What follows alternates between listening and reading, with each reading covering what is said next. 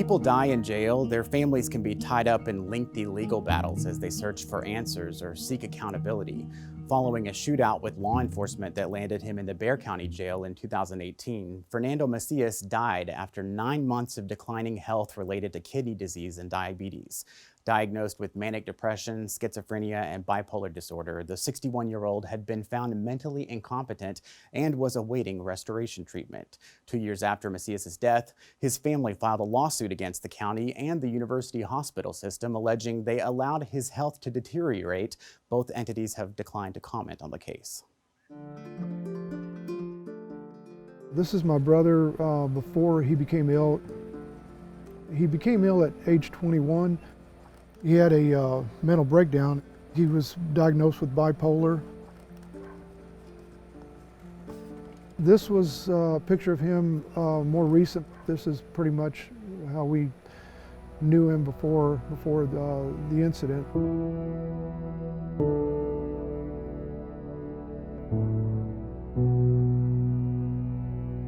He gave me a call one day. He said that the house would be a fortress that we could defend, and he was trying to get an assault rifle, an AR-15 assault rifle.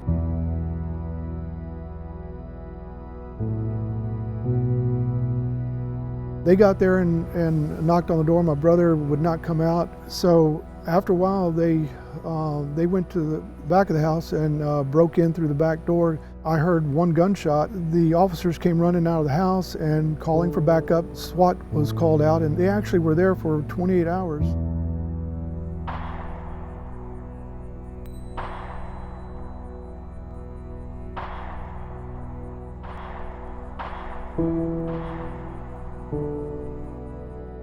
My mother was shot and killed, and my brother was wounded.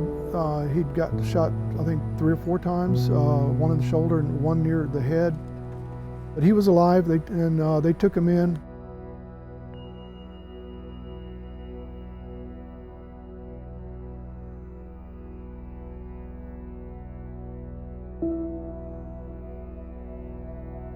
Were you hopeful that he would get better? I thought that by being in the detention center and possibly getting to the state mental hospital, that those burdens would be off of him.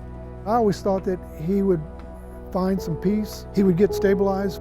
But after a period of time, it got to the point where he was starting to get more delusional, and I could tell he was slipping back into a very bad mental state. He did lose like 100 pounds in 9 months, and that's how long he was there in the detention center, was 9 months. I looked through some of the records that the Texas Commission on Jail Standards had. It says that he was placed on suicide precautions due to informing mental health of the wish to die by not eating or taking medications. I was not aware of that, but there again, if he is mentally incompetent to stand trial, he's mentally incompetent to make medical decisions on his own. There were times when he refused medical services, he refused food, he refused his dialysis.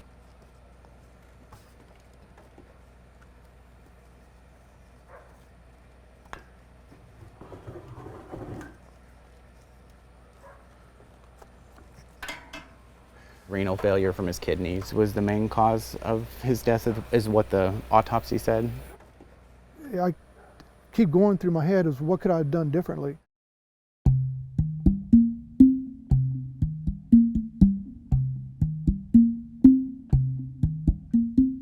People are on this wait list, and some people have died while they're waiting for that help. What we found is the state is not tracking this data right now. To get this data, we had to go county by county and see what was happening inside those counties. Every jail is run by a different entity.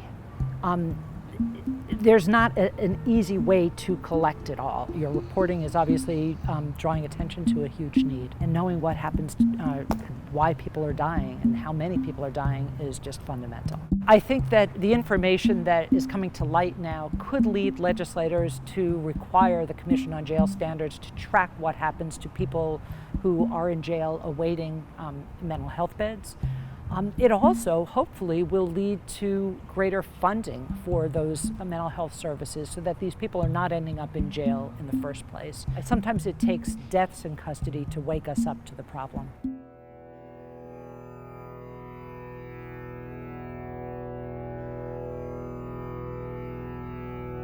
When we spoke with state leaders and shared stories like your brother's with them, they agree they need to do a better job of tracking when people are dying on this list because it shows just how extreme things have gotten. You know, it's easy to agree, but it takes a little bit more to get things going in the right direction. Just as it did in Naquan Carter's case, the Texas Commission on Jail Standards report in MACIAS' death indicates no need for further action among jail staff and no violation of minimum standards.